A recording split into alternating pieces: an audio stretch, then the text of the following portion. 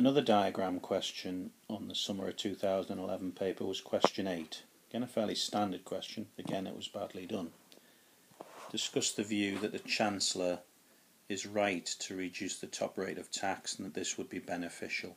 Now, because it's a discussion type question, and because it's worth 6 and more, and because it's fairly late in the paper, and these are all indications that you need to evaluate. You need to have an argument.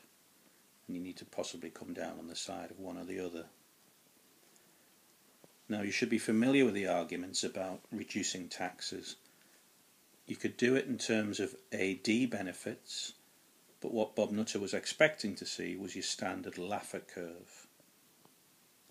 Now, you should know the Laffer curve by the time you come to do your exam, but you need to apply the data to the question given.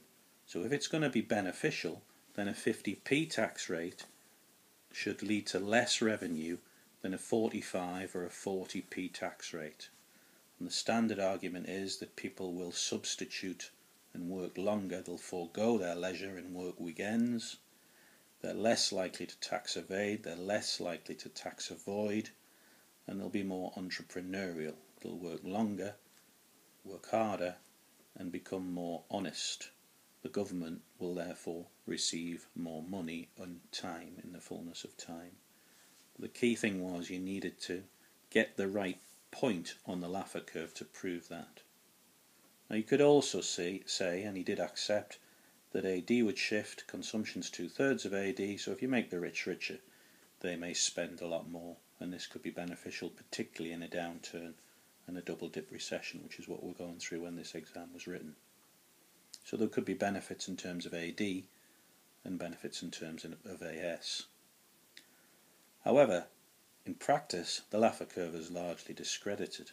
There is no hard, concrete evidence that people become more honest and are less likely to tax evade and tax avoid. Even if they do work harder, there's going to be a substantial time lag. Any benefits to AD are likely to be small, as richer people may well buy more foreign holidays, or buy more foreign yachts, or have more villas abroad. So therefore any gain to AD may only be slight. These are some of the points you could raise for the final 2 marks, but you'd get 4 marks by just explaining the Laffer curve and how lowering the tax rate could be beneficial to the British economy.